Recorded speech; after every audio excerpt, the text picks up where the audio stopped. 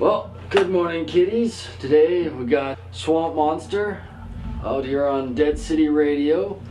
Looking forward to getting what the going on is lately in the punk scene here in Edmonton.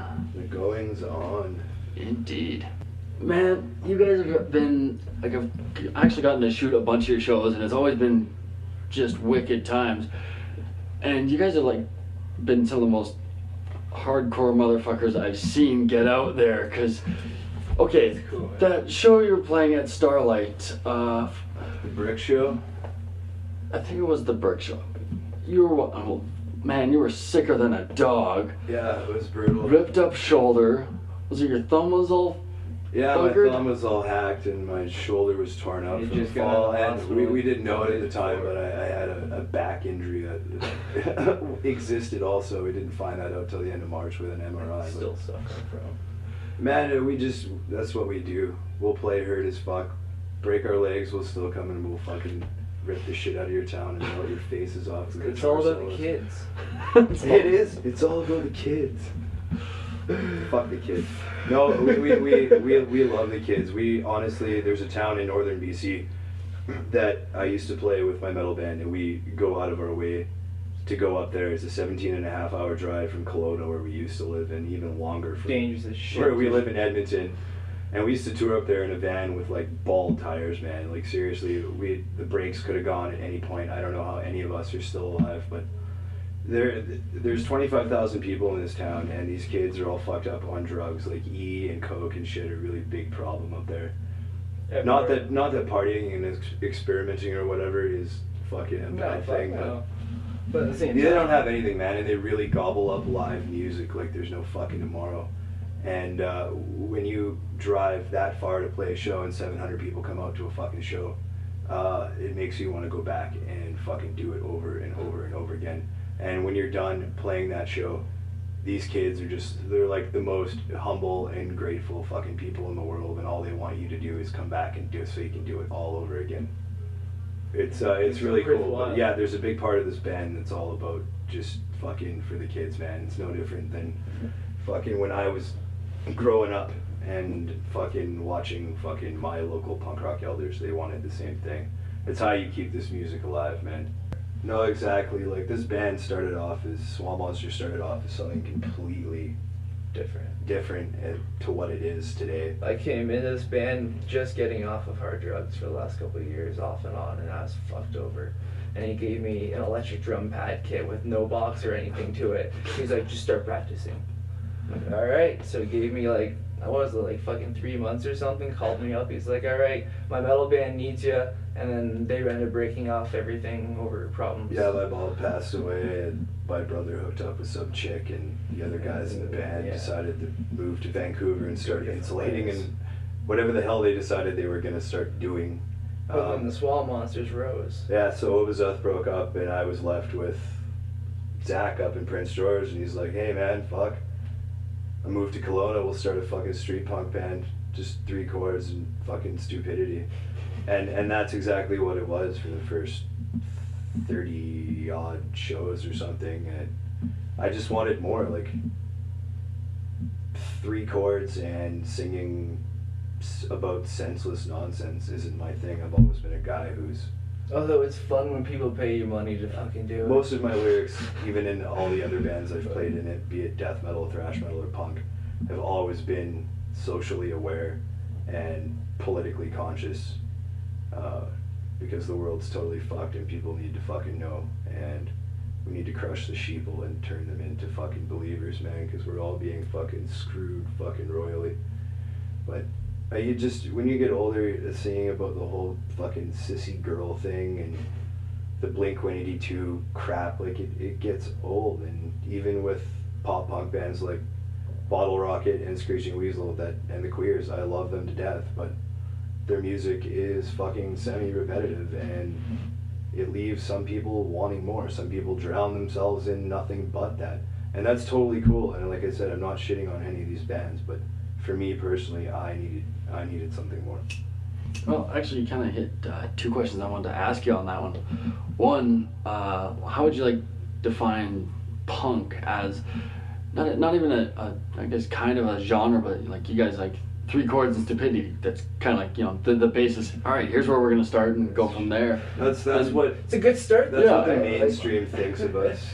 They all think we're a bunch of toothless idiots playing. I was always the Joker all my life, anyways. And like I came into this band, and like they just started bringing it back out. There's somebody to walk up to Henry Rollins' face and fucking tell him that he fucking didn't fucking do anything or change the fucking world, man.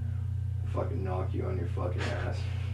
No, there's just like people think you're that way, but punk is a fucking, to us, it's DIY ethics. You do everything for yourself. You stand outside of the circle. Because it's really the only way to fuck society. Nobody can really fucking get off the system unless they want to be a total gutter bum. But it's a way of life to us, man. It's not a joke or a fashion statement like it is to other people. This is what I've known my entire life, and I will never change or be anything else. Punk rock is a state of mind, a lifestyle, and it's totally what you make it.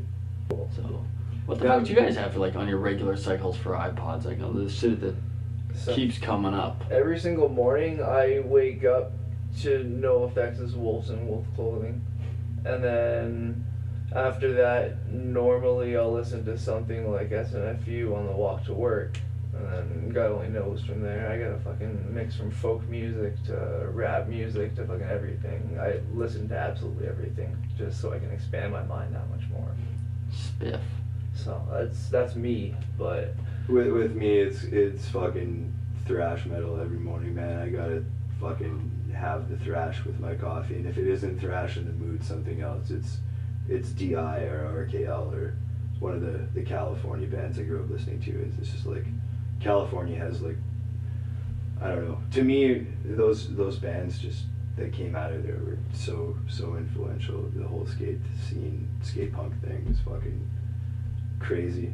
And throw in Dr. No, even though Brandon Cruz drives me crazy now, but Dr. No is fucking big too. And The Accused from Seattle are another one of my favorite bands. We played a Star Trek convention last weekend. Fucking A's, what? in Vulcan, Alberta. Yeah, we did. The best place in the world so far. It was fucking rad, man. It was pretty sweet.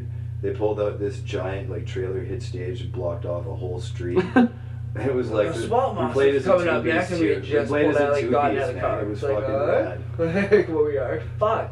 I thought we had like 2 hours to chill. And, like, we changed all of our song titles to be like about Star Trek, and all of our lyrics to change like about Star Trek, and did a bunch of like fucking Willington's Queers covers and shit. Like for instance, like Annoying Ray Gun, I think you've heard before a couple of times. We turned into what was it again? Annoying Ferengi. Because Ferengis are a race that are just fucking annoyed by all the turkey attacks with Romulan attack and Klingon attack. You have to see this town though. Have you ever been to Vulcan, Mike? I've driven through it once. Dude, there's Star Trek shit everywhere. They have a wicked Star Trek museum and shit. Take pictures with like stand-ups. Yeah, man, they had like just kind of celebrities stop through. They had Ensign Kim from Voyager there this year. Garrett Wang, man. Shit. The first year they had Spock, man. Like, it's cool. We're huge Kinda Trekkies. really, it's like it's the other part about like, I mean, that shows a huge fucking influence on us because it's a fucking blueprint for humanity to fucking better itself. Mm-hmm. Fuck the science part of it, but cardboard. I mean, it did change science, man. It literally did, but like it totally did. Gene Roddenberry was trying to fucking show humanity that there's a better way. Get rid of money. Get rid of the fucking monetary system. That gets rid of the fucking greed. Religions Crush the fucking religion. That gets rid of the fucking wars. And we can all live fucking peacefully. We get the fuck off this rock and go fucking explore space. And the only government is and then we can find new people to piss with. And the only government is a peace government that everyone is. And we love them all, man. From original series to fucking Voyager. Call it hippie or whatever you want. The only Star Trek is what it is. Fucking Enterprise. So Enterprise is shit. Yeah. Okay. Newest Star Trek movie. Thoughts on that one then?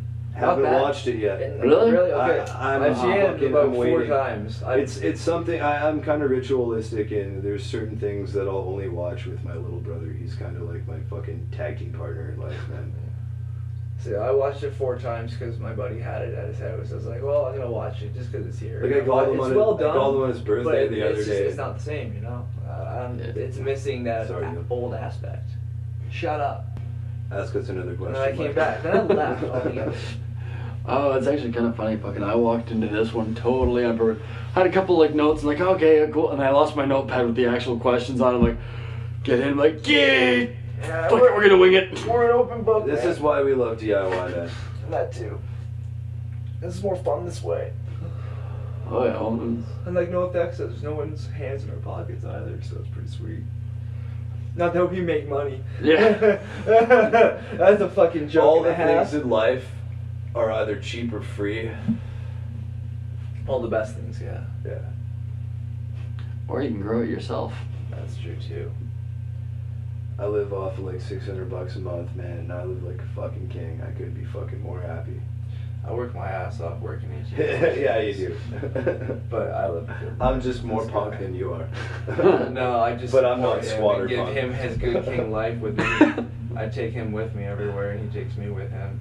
So it's fucking good to go. It's a We're good bromance. unit. Yeah. Fuck kitties, well, I am done. I've been going since 6 this morning, so. Awesome, well, thank you for Thanks for stopping over. Yeah, fucking fucking A's. This has been interviewing a in our hoot. home with us, man. This is pretty sweet. Yeah. I didn't have to go anywhere. It's pretty sweet. Love from the Swamp Monsters. We love you, world, and Edmonton. And Dead City Radio. DIY, Woo, plug Dead City Radio. DIY punk forever.